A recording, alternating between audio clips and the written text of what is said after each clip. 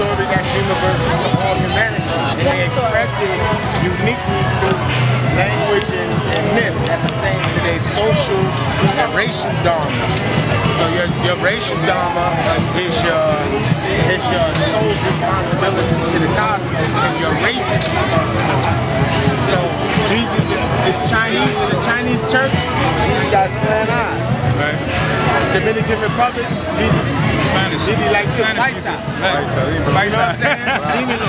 So it's based off of the myth, the culture, even the food, the social practices of the people dictate how they vacillate that story. The Ethiopian religion consists of cosmology, paradoxes, and eschatology, the messianic force. Okay.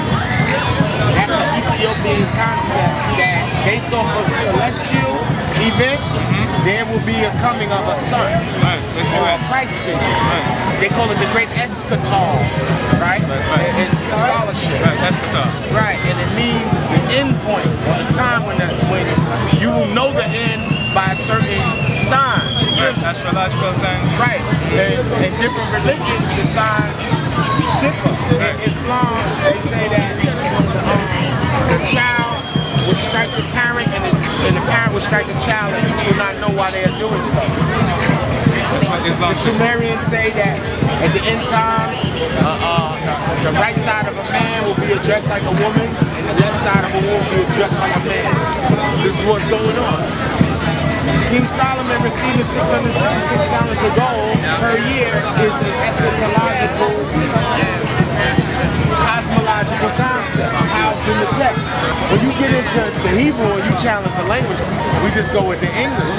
When you challenge the language, the Queen of the South appears in other parts of the Bible as a motif and concept that comes annually to bestow upon men their blessings from up on high. So if the sun produced vitamin D, that's astrological. You know what I'm saying? So a lot of Ethiopian religions is based off of star alignments. Right. You know what I mean? The stellar alignments. All the stories is astrology at best. So now when him say that he's connected to the star David, the blindness that people in the physical dynamic is looking for historical and cultural connection. See? Yes, sir. And the connection is only in this, that there has to be one amongst us to be an example to connect himself back to some ancient origin myth. And that's how you lock down bloodline. So out of that bloodline come a distinct consciousness. That's why the African American is a diverse entity from West Indian people or people from other areas of the Africans, because they suffer from the most amalgamation, and all the amalgamation renders them useless in the realm of culture. So they adapt everybody's culture, and in doing so, what happens? What happens? They start engendering and creating entities that don't like themselves. And then it's niggas. So it's African Americans are producing bastards. And we don't even keep it real with them. We don't even raise the bastard all the way up. Kick them in the ass. Beat them if they don't memorize the shit in the school. You still gotta roll a stone for Lazarus. You still gotta have a virgin birth. Because it's all about mingling the seeds. Whether that seed be in the physical dynamic to create a child or a destiny, or on the spirit plane. Because on the spirit plane, you still got to have a marriage between the two forces that can actually make your destiny come unfold. The destiny is the child. People with no myth have nothing. You got to venerate melanin, because wherever it shows up, it makes its own myth. So the kids in the gangs in the streets, they have a mythology that covers the gambit of all their social needs. So they got a myth that take Pebble Beach, it's where you go have sex on the roof. So it sounds arcane to us, but in another culture, if we were in Kim, the big showdown with the sex is at the Temple of Dendera, where the astrological ceiling is. You know what I mean?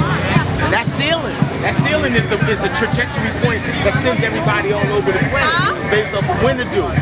When to do it defines where you going, where your seed comes from. You know what I'm saying? A lot of people don't want to do their due diligence and understand that a lot of those pictures depicting Ethiopian people as Christians was created by Dominican monks. And they also suffered from colonization from European influence on the Christian realm. The Europeans had no hand in building those churches in the ground, and none at all. Ethiopian Christianity is the original form. So what happens is white folks will go over there and create archbishops and create connections through the Vatican to them, and then put in newspapers and articles in National Geographic that these people are in possession of the Ark of the Covenant. Right? So now, for all intent and purpose, they may well be in possession of it, but the fact that he's speaking about a highlighting their form of it, he's dovetailing on it. His understanding of what the Christ is skewed. And even Ethiopian people who are church-going people that may not even understand the mystery are still influenced by the mystery. So even if you, like I got an aunt that's Christian that never is without, she always got. It's because Jesus works for her. Because she know how to summon him. She called Jesus and he comes. Yeah, she called upon powers and names. Right, because she does so with conviction and intent. So our people have rituals. The ritual is what connects the people. Just in case you forget something, the ritual that you pass to the baby, they might figure it out in the future epochs when they get the upgrade. So the people that's praying Muslim now, an African praying Muslim is different from an Arab praying Muslim. One prayer is getting the answer faster than the other. Islam was easy for Africans because they understood pentameter, the tajweed, the pronunciation, and they could touch notes because of the size of the shape of their skulls. We have distinct markers to tell your spiritual power. See, women is the ones with the signs of that. They can look at a man and tell if he's the one, if he's fit, right? With the pun intended, right? They can look at how your nose sit in your face, and that'll be one of the determining factors as to whether or not she'll deal with you. You know, it's phrenology. People read hands, do all that type of stuff. That's why we paid attention to the morphogenic field. You pay attention to the field. The magnetic field dictates the morphogenic field. So when you see people have ailments in their physiology, it comes from the magnetic field is off. When you change the magnetic field, shape, design denotes purpose, it'll start reconfiguring. So what's the resonance of fried chicken and macaroni and cheese? Not knocking nobody if that's where you at, you know what I'm saying? But the resonance of that will give you all of this craziness, and it's in due proportion to what you're doing. So it's as above, so below. You ain't doing nothing wrong, you're just doing what you're doing. So there's a cause and effect. I don't speak about what I don't know. I just know that it's different versions of the Christ story depending on who's telling it. So like the Da Vinci Code, the big great Da Vinci Code movie was based off of a writing done frivolously in like maybe the 13th, 14th century that told a tale about Jesus leaving with his family, leaving for Jerusalem and going to France with the Merovingian bloodline. So when you start seeing that type of stuff, like anywhere, like everybody got their own unique approach to the story.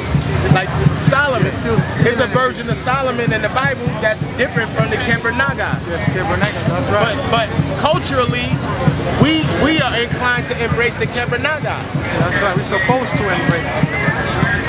And we also embrace the other story too, because we know we understand the one in the King James as well. Because if you go to service and browse the service, depending on who the abbot or whoever is there holding it down, his interpretation of whatever book they put in front of him, he gonna vacillate it through him. Anyway. Exactly. So it's based off of who's giving the marker, who's pointing it out and tracking, because the myth gonna go anyway. We learned one thing here, that it's the difference between how things are and how they're supposed to be.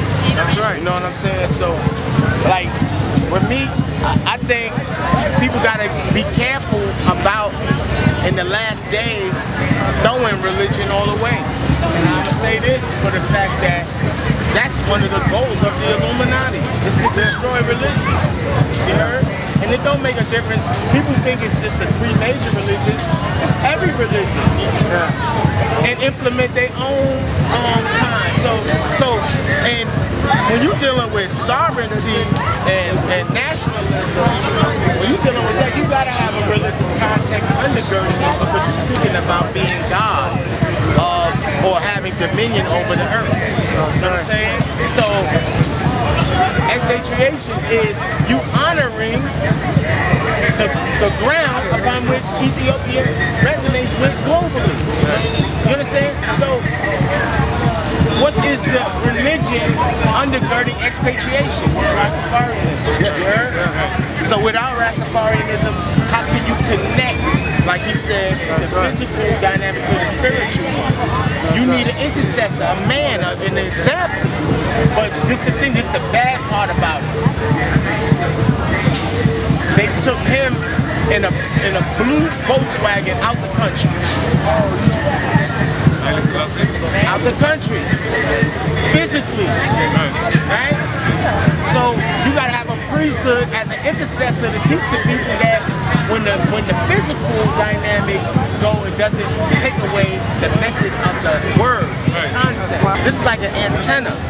Dogs' noses is wet because liquid is a conduit. You know what I'm saying? So me and you, we could take a dog and put the dog in the car and drive all the way to Las Vegas, take the dog out, and the dog gonna walk all the way back to Brooklyn because he got a connection through the nose, the nasal passage to the field of the planet. Right. You know what I'm saying? So that's why Phoenicians represented God in the underworld as a dog. And dogs and birds got the same thing. You take a bird from one part of the world to another part, let him go, and it float, he gonna fly all the way around the world back to his natural place. Okay. Because he got that pineal. Yes. They have an overemphasized pineal. Masonry can't exist without the Hebrew Bible. When people speak about Masonry, we speaking about it from a standpoint from online and from books that white folks read. And right. Freemasonry that as you know it today, that you see prevalent like that, the stories that you read in the context, the major context of the book, are actually very modern. Ethiopia, Solomon is right here, right? Freemasonry is here. What synthesizes Ethiopia and Freemasonry is the Hebrew Bible. Freemasonry resides on the first degree, open up on Psalms 133. So dealing with King David. And that particular song speaks about the dew of her mind. So that's a story that's speaking about bringing down astral light. You know what I'm saying? So the story got a bunch of like little nuances in there that give you an indication. You know what I'm saying? So now, when you get to your second degree, now you learn about this temple. And you learn about the winding staircase. You understand? And as you learn about the winding staircase, you learn about different orders of architecture, things of that nature, right?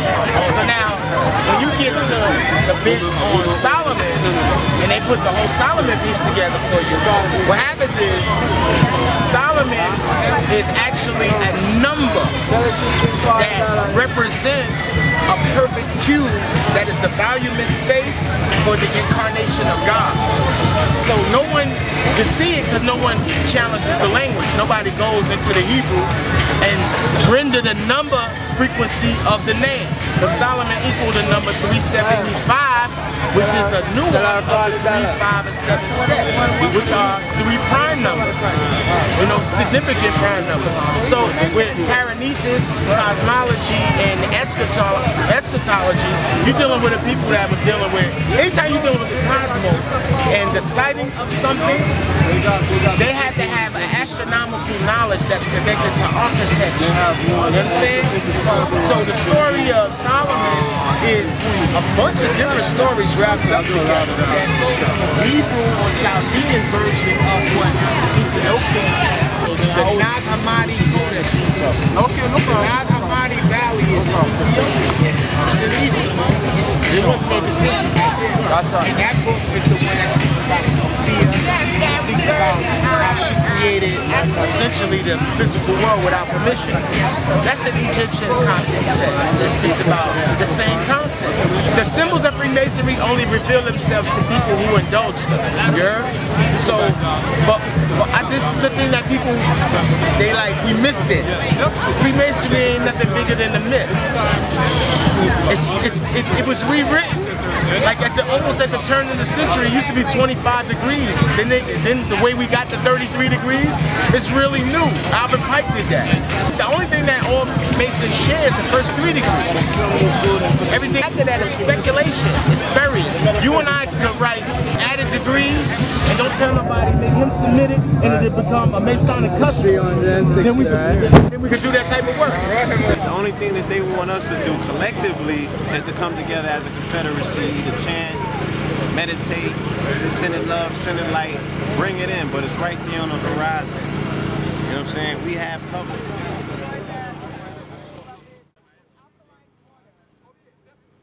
We are at a festival honoring our ancestors, and here they go on light ships,